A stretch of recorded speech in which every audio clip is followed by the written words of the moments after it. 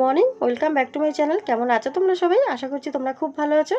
আর আমি ভালো আছি, আবার একটু খারাপও আছি বলতে পারো। কেন বলো তো, মেয়ের শরীরটা খুব খারাপ, মেয়ের শরীরটা ভালো নেই। তো বন্ধুরা, এখন থেকে ব্লগটা স্টার্ট করছি তোমাদের সাথে নিয়ে। এখন বাজে 6:45 আর আজকে শুক্রবার, জানো তো শুক্রবার আজকে। তো এখন থেকে ব্লগটা স্টার্ট করছি তোমাদের সাথে নিয়ে। আই হোপ আজকের ব্লগটা তোমাদের ভালো লাগবে। তো দেখো বন্ধুরা, সব ঘরটা ঝাড় দিয়ে নিয়েছি, মানে আর কি সব বিছানা টিছানা গুছিয়ে চলে এসেছি। এখন ঝাড় দিয়ে নেব। তারপরে আজকে শুক্রবার যেহেতু, তো একটু বাইরে প্যাসেজটাও একটু ধুতে হবে। আর মেয়ের কী হয়েছে বলো তো, মেয়ের না হঠাৎ করে মানে পায়ে কি করে ব্যথা লাগিয়েছে জানি না, এক্সারসাইজ করতে গিয়েই টান টান লাগিয়েছে। এখন এত ব্যথা হচ্ছে, আর সামনে তো জানো মেয়ের পরীক্ষা, তো সামনে মেয়ের এক্সাম, তার মধ্যে যদি মেয়ের এরকম পায়ে ব্যথা হয়, তাহলে বলো তো আমার কীরকম চিন্তা হয়। তো আমার তো খুব টেনশান হচ্ছে, মানে এমনিতে চলে এসছে, দিন আর নেই বেশি দিন, আর কয়েকটা দিন মাত্র, হাতে গোনা কয়েকটা দিন। তো এত কয়েকটা দিন গোনার মধ্যে, তার মধ্যে যদি এরকম অবস্থা হয়, বলো তো কতটা টেনশান আর কতটা চিন্তা হতে পারে আমার। তো এখন কি করব বলো বন্ধুরা, তোমরাই বলে দাও, তোমাদের যদি কিছু জানার থাকে খুব তাড়াতাড়ি যাতে ব্যথাটা ভালো হয়। তো কি বলো তো, আমি একটু দেখছি কোনো ভলিনি দিয়ে যদি হট ব্যাগে গরম জল দিয়ে দিই, তারপরেও কিন্তু না অনেক সময় কি হয়, ব্যথা কমে না। কেন বলো তো, এই ব্যথাটা ওর আগেও একবার হয়েছিল মেয়ের, কিন্তু ব্যথাটা কমেনি। আর যেহেতু ব্যথাটা কমেনি, তো আমি ওটা নিয়ে না বেশি টেনশন করছি যে কী যে করব। মানে এমনিতেই দেখো এত টেনশন, সংসারের চিন্তা, তার মধ্যে তো আছেই মেয়ের পড়াশোনার খরচা, মেয়ের পড়াশোনা, মেয়ের আজকে এটা লাগবে কালকে ওটা লাগবে, এই সব টেনশন, তার মধ্যে মেয়ের শরীরটা খারাপ। আর আমি এতটা মানে করে রেখে দিই, যেহেতু আমার মেয়ে 6 মাসের বেবি, বন্ধুরা জানো তো, ওকে আমি এতটা সাবধানে রেখে দিই, তারপরেও না ওর শরীরটা খারাপ হয়েছে। এখন আমি তো একটা মা, বলো, আমি তো কিছুতেই শান্তি পাচ্ছি না, কোনো কিছুতে শান্তি পাচ্ছি না। কি যে করব তোমাদের কি বলবো। তোমার মানে আমার কষ্টটা যে কাউকে যদি বোঝাতে পারতাম, তোমাদের যদি সামনে আমি নিয়ে আসতে পারতাম, আমার বাড়িতে ডেকে আনতে পারতাম, যে দেখো এত টেনশন, এই পরিস্থিতির মধ্যে আমি যে কি করি, মানে কিছুই বুঝতে পারছি না। তো হাজব্যান্ডকে বললাম, শঙ্কু কি বলবে, ও বলছে ব্যথা লাগিয়েছে, মেয়ে এক্সারসাইজ করতে গিয়ে ওষুধ এনে দিয়েছে ব্যথার ট্যাবলেট। এবার এইভাবে ব্যথার ট্যাবলেটটা তো খাওয়া ভালো না। তো আমি ভাবছি এর মধ্যে দেখি আজকালকার মধ্যে, এবার দেখো আমি যে ডাক্তার দেখাতে নিয়ে যাব, ডাক্তার দেখাতে নিয়ে গেলেও কি যে মানে কি বলতো, রোদের তাপ, ওর যদি মাথায় একটু রোদের তাপ লাগে না, ওর মাথা ব্যথা শুরু হয়ে যায়, সাইনাসের প্রবলেম। তো আমি কি করব, মানে এই জন্যই না আমি ওকে একদম, মানে এখন যেহেতু সামনে এক্সাম, আমি এক্সামের আগে, আর ওর না কি বলতো বন্ধুরা, আমার মেয়ে যে থেকে হয়েছে ছোটোর থেকে একদম, আর ওকে যে থেকে স্কুলে ভর্তি করেছি, 2.5 বছর বয়সে ভর্তি করেছি স্কুলে, ইংলিশ মিডিয়ামে ভর্তি করেছিলাম, সেই থেকে মানে ওর এক্সাম আসলেই ওর শরীর খারাপ হবে, হয় হাত পা কাটবে, জ্বর হবে, পড়ে গিয়ে মাথা ফাটবে, এই মাথা সেলাই পড়লো, এই ঠোঁট কাটলো, জ্বর, মানে অনেক কিছু, মানে একটা না একটা হতেই থাকতো, মানে ছোটোর থেকে, হয় পেটের প্রবলেম হবে, মানে খুব শরীর খারাপ হতো জানো না। তো ওই জন্য ওকে না আমি খুব সাবধানে রাখতাম বন্ধুরা, জানো তো।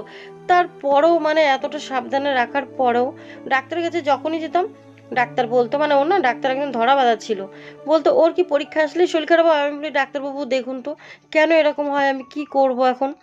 তখন ডাক্তার সব চেক আপ করতে নিয়ে যেতাম, ওকে আর্জি করে চেক আপ করতে নিয়ে যেতাম, জানো তো। মানে 3 মাস পর পর নিয়ে যেতে বলতো।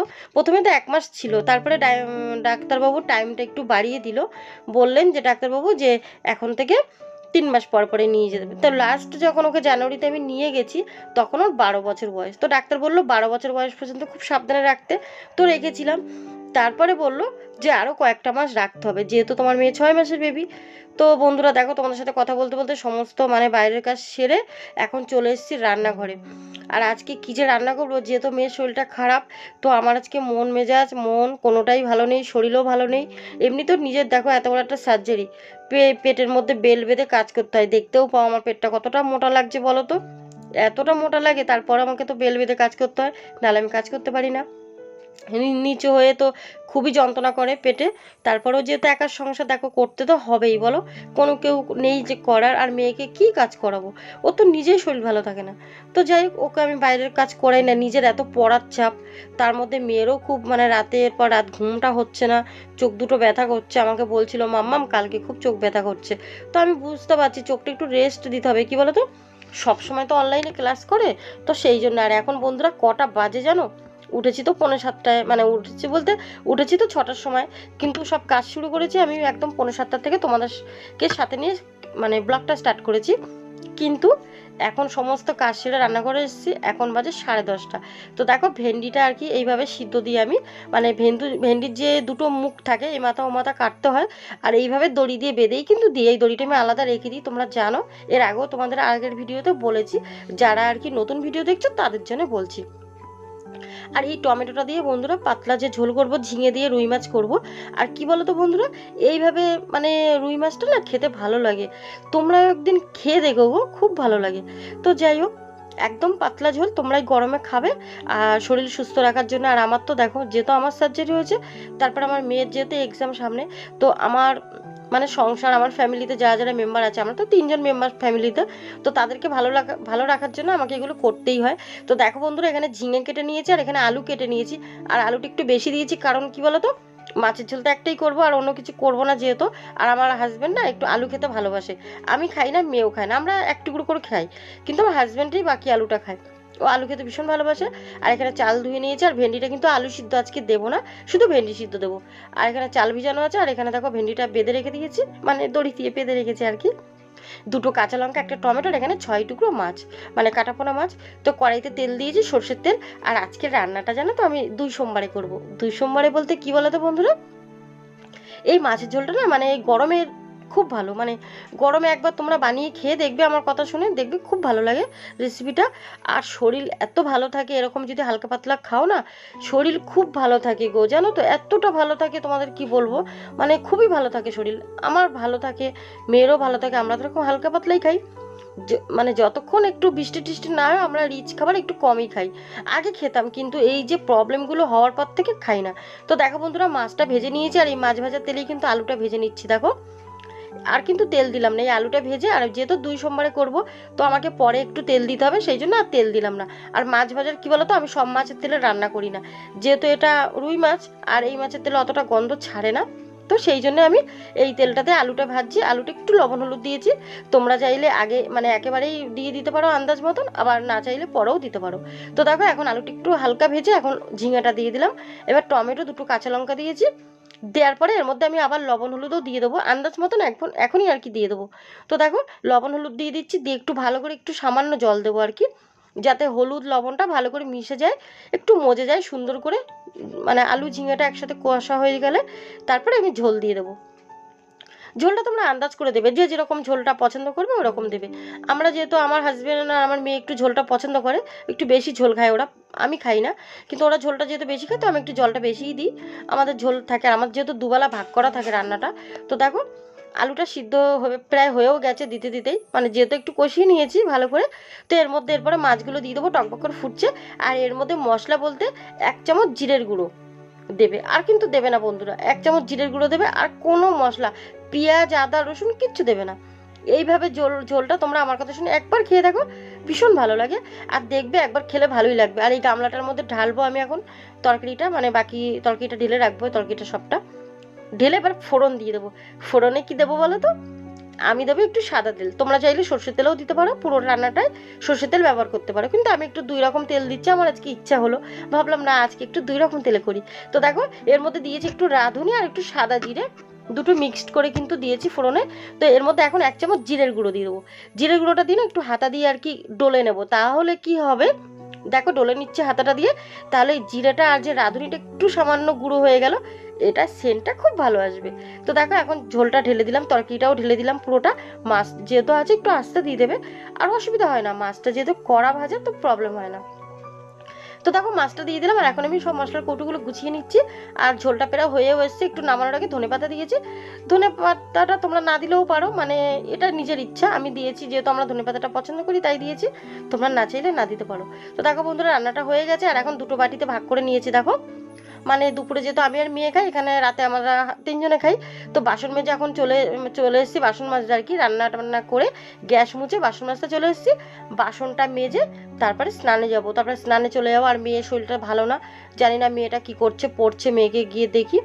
আর আজকে না আমার মেয়ে তাড়াতাড়ি স্নান করে নিয়েছে, মানে কি বলতো, ও তাড়াতাড়ি করেছে বলতে, ওকে আমি ডেকেছিলাম যে তাড়াতাড়ি করার জন্য, তো 11টার মধ্যে আজকে করে নিয়েছে। এখন তো 11:30 বেজে গেছে, প্রায় 12টা বাজতেই যায়, টাইমটা দেখিনি, কিন্তু 12টাই বাজতে যায়, এখন আমি যেহেতু রান্না করেছি এখন 12টা 10-15 এরকমই হবে, কি হয়তো 12টা হবে, এটাই হবে, এরা বেশি হবে না। তো দেখো বন্ধুরা বাসনটা মেজেছি, আর কড়াইটা যেহেতু একটু পুড়েছিল আজকে, তো একটু ডলতে মানে অসুবিধা হচ্ছে। আর আমার না কোমরটা ধরে যাচ্ছে একদম, কি বলো তো বেল বাঁধা আছে, তো কোমরটা ভীষণ যন্ত্রণা করছে। তো দেখো বন্ধুরা একা সংসার, কেউ নেই করার, তো আমাকে তো করতেই হবে, মানে সব কিছু আর কি এইভাবে আমাকে একা সামলাতে হয়। আর একটা কী বলো তো, মানে মেয়েকে নিয়ে না আমি সত্যি খুব টেনশনে আছি। তোমাদের যদি একটু জানা থাকে একটু বলো না, যদি কারোর এইগুলো জানা থাকে, এরকম মানে কমজোরি বাচ্চা 6 মাসের বেবি হলে তাকে কি কি নিয়ম করে। আমি তো ডাক্তারের থেকে পরামর্শ করি, ডাক্তার আমাকে বলে, তারপরেও না মানে আমি তো একটা মা, মানে চিন্তা করি যে যা বলে সবই করি। কেউ হয়তো বলে এটা করো, কেউ ওটা করো, যে যা বলে সবই করি, তার মধ্যেও না মেয়েটাকে একটু সুস্থ রাখতে পারি না। দুদিনও শরীর ভালো থাকে না, একটু বৃষ্টির জল, বেশি বৃষ্টি হলে একটু ঠান্ডা অ্যালার্জি, একটু ধুলোবালি লাগলে অ্যালার্জি। এই রান্না করি তো তরকারি ফোড়ন দিই, আমি কিন্তু ওকে ওই রুমটায় রেখে আমি দরজা বন্ধ করে তারপর তরকারিটা ফোড়ন দিই। জানো তো মানে এত সমস্যা, কি বলবো তোমাদের।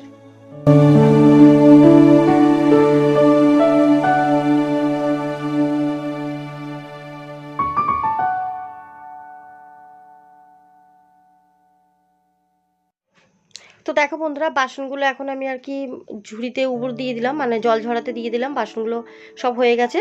এবার আমি স্নানে চলে যাবো, জামা কাপড়গুলো দেখে একটু উল্টে পাল্টে দিয়ে দিই, মানে যেহেতু সকালে ধোয়া হয়েছে না আমার নাইটি, তারপরে এখানে যে রান্না যে টেবিল, সবসময় আর কি মুছতে থাকি আমি, তোমরা দেখতেই থাকো, দেখো আর কি। তো দেখো এই যে এটা মেলে দিয়েছে এখানে ধুয়ে, আর ওদিকে কতগুলো জামা কাপড় আছে, তো একটু উল্টে পাল্টে দিই, তারপরে স্নানে চলে যাবো, তারপর পরে তোমাদের সাথে আমার কথা হচ্ছে। আর একটা জিনিস কী বলো তো বন্ধুরা, যদি সন্তান যদি মানে ছেলে হোক মেয়ে হোক যাই হোক, বাড়িতে সুস্থ না থাকলে না ভালো লাগে না। তো দেখো বন্ধুরা স্নান করে চলে এসেছি, আর পুজো দেওয়াও হয়ে গেছে আমার গোপাল সোনাকে সব ঠাকুরকে খেতে দিয়েছি। আর দেখি মেয়ে কি করছে, মেয়েকে দেখে আসি। তো দেখো বন্ধুরা মেয়েকে তো দেখতে পাচ্ছি না, তো জামা কাপড়গুলো মেলে আসলাম, এখন যাব মেয়ে কি করছে দেখি। ঠাকুর তো দেওয়া হয়ে গেছে, দেখতেই পেলে তোমরা, পুজো দিয়ে দিয়েছি। তো জামা কাপড় কয়েকটা শুকিয়ে গেছে, কয়েকটা একটু উল্টে দিয়ে দিলাম ভালো করে, যেহেতু মেয়ে স্নান করেছে, মেয়ের জামা প্যান্টগুলো একটু উল্টে দিলাম, মানে মেলে দিলাম ভালো করে। ও তো অত ভালো করে মেলতে পারে না, বাচ্চা মানুষ তো মেলতে পারে না, তো আমি মেলে দিলাম ঠিক করে, আমিই মেলে দিই। তো দেখি মেয়ে এখন কি করছে, তারপর তোমাদের সাথে আবার কথা বলছি। তো দেখো বন্ধুরা মেয়ে চারিদিকে বই টই সব ছিটিয়ে, মানে এখানে ওখানে একটা পড়ে আছে, এখানে একটা ওখানে একটা, সব ছড়িয়ে ছিটিয়ে মেয়ে দেখো মনে হয় শুয়ে আছে, আমি দেখতে পেলাম আর কি। তো যাই হোক আমি যাচ্ছি এখন, আমি টেবিলটা গুছিয়ে নিই, মেয়েকে খেতে দেবো, তারপর চার্জেও দেবো। মোবাইলটা চার্জ নেই, একটু চার্জ নেই, জানো তো এত চার্জের প্রবলেম হয়, কি করব। জানো তো বন্ধুরা মাঝে মাঝে না স্বপ্নটা ভেঙে যায়, ভাবি কি আমি কি স্বপ্নটা কি আমার, আমি যে স্বপ্নটা দেখছি স্বপ্নটা কি আমি সফল হতে পারবো। কেন বলো তো, মেয়েটার শরীরটা এত খারাপ থাকে, মানে একটু একটু একটু দুদিন ছাড়া ছাড়া শরীর খারাপ হয় না, এই জন্যে। তো দেখো মেয়েটা দেখো খুব ক্লান্ত, একদম ঘুমাচ্ছে। ভাবলাম খেতে দেবো, তো থাক একটু ঘুমাক একটু পরে। আর আমার মেয়ে যদি শরীরটা ভালো না থাকে না, আমার খুব টেনশন হয়, মানে আমার কি করব, আমার শরীর এত খারাপ লাগে টেনশনে, কি বলবো তোমাদের। একটা মাত্র মেয়ে, তার মধ্যে দেখো আমার তো এমনিতেই একটা সার্জারি হয়েছে, আর আমার মেয়ে অনেক কষ্টের, আমার মেয়ে 6 মাসের বেবি, আমি 13 বছরে বিয়ে হয়েছি, 14 বছরে ডেলিভারি হয় আমার। সেই 14 বছরের মেয়েটাকে আমি এত কষ্ট করে মানুষ করেছি, আর এখন তো মানে একটু শরীর খারাপ হলেই আমি সারাদিন যে কত কাঁদি তোমাদের কি বলবো। তোমাদের মনে আমি যদি দেখাতে পারতাম যে আমার বুকটার ভিতরে কি হচ্ছে, তাহলে মনে হয় শান্তি পেতাম। তো বন্ধুরা জানি না আমি এটা শরীরটা সুস্থ হলেই ভালো, তোমরা একটু সবাই আমার ইউটিউবে যারা আমার পরিবার আছো ফ্যামিলি সবাইকে বলছি তোমরা একটু প্রে করো যাতে আমার মেয়েটা তাড়াতাড়ি সুস্থ হয়ে যায়।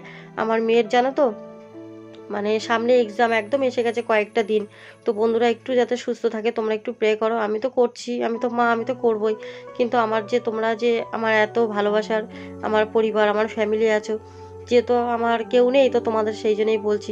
তো দেখো বন্ধুরা সন্ধ্যা হয়ে গেছে, সন্ধ্যা দিয়ে বাসন গুছিয়েও চলে আসলাম। এখন মেয়েটাকে না ভাবছি একটু, আমি যেটা জানি আর কি, দেখো আমার তো কেউ নেই যে আমাকে কেউ শিখিয়ে দেবে, আর কেউ নেই, আর আমি যেটুকু জানি ওইটুকুই করছি। তো ভাবলাম একটু এই তেলটা দিয়ে না একটু পায়ে আর কি হাঁটু দুটো একটু টেনে মানে ম্যাসেজ করে দিই হালকা করে, এমনিতে ম্যাসেজ করা উচিতও না, তো মেয়ে তো করতে চাইছে না একদম, আমি একটু বকা টকা দিয়ে ম্যাসেজ করে দিচ্ছি। আর এখন কটা বাজে জানো, এখন 7:30 বেজে গেছে, 8টা পৌনে 8টা বাজে এখন, তারপরে খেতে দেবো। তো মেয়ে তো একদম রাজি হচ্ছে না মেসেজ করতে, তো আমি বললাম না শোনা একটু দিয়ে দিই একটু আরাম পাবি, কিন্তু বলছে না, তারপর ব্যথার ওষুধও খেয়েছে। তো বন্ধুরা তোমরা সবাই একটু প্রে করো আমার মেয়েটা যাতে সুস্থ হয়ে যায় তাড়াতাড়ি, সামনে এক্সাম। তো বন্ধুরা দেখো এখন বাজে 9টা 10, আর আমি খেতে দিতে চলে এসেছি, মেয়ে খাবে না, যেহেতু ওর ব্যথা করছে না, ওরা খেতে চাইছে না জানো। কিন্তু না খেলে কি চলবে বলো, ওষুধ খাবে, ব্যথার ওষুধ খাবে, আর না খেলে সুস্থ হবে কি করে। আর ব্যথার ওষুধ খেতে গেলে মানে রাতে না খেয়ে থাকাটা তো ঠিক না। তো আমি বলছি না খেয়ে নে, খেয়ে তারপরে একটু ওষুধ খেতে হবে। তো একদম একটুখানি মানে আজকাল মুড়ি টুড়ি দেবো না খেতে, একটু ভাতই দেবো, যেহেতু পাতলা মাছের ঝোল করেছি তো মাছের ঝোল দিয়ে আজকে একটু ভাতই দেবো, আর কিছু খেতে দেবো না। মানে অন্য কিছু এমনিতেও আমার মেয়ে খায় না, খুব হালকা কিছুই খায় সবসময়। তো বন্ধুরা তোমরা একটু প্রে করো যাতে আমার মেয়েটা সুস্থ হয়ে যায়, তাড়াতাড়ি এক্সামটা দেয়, ভালো হয়ে যায়। তো আর কি করব, এর থেকে তো আর কিছু মানে আমার করার নেই, আমি যতটুকু পারছি করছি। আর তোমাদের জানা থাকলেও আমাকে একটু বলো আমার মেয়েটা যাতে তাড়াতাড়ি সুস্থ হয়ে যায়। আর স্বপ্নটা জানি না কি হবে, স্বপ্নটা কি স্বপ্নই থেকে যাবে যা বুঝতে পারছি না। মেয়ের যেহেতু শরীরটা ভালো থাকছে না, তো আমি যাবো এর মধ্যেই আবার ডাক্তারের সাথে কথা বলবো, মেয়েকে নিয়ে যাই, যে ডাক্তার আর কি মেয়েকে দেখছে। তো বন্ধুরা দেখো মেয়েকে খেতে দিয়েছে, আর এখানে মাছ আছে, মেয়েকে মাছ খেতে চাইছে না, আমি বললাম না একটা মাছ খেতে হবে শোনা, ওরকম করলে হবে না। তো এই পেটির মাছটা, ও পেটির মাছই খায় বেশি, এমনি খায় না। তো বন্ধুরা আজকের ব্লগটা খাওয়া দিয়েই শেষ করলাম, মানে গ্যাস ট্যাস মোছা দিয়ে আজকের ব্লগটা শেষ করছি। তো আজকের ব্লগে যদি কিছু ভালো লেগে থাকে একটা করে লাইক করে, সাবস্ক্রাইব করে, কমেন্ট করে আমার চ্যানেলের পাশে থেকো। তোমরা তোমাদের পরিবারকে নিয়ে সবাই ভালো থাকো, সুস্থ থাকো। শুভরাত্রি, টাটা, কাল দেখা হচ্ছে।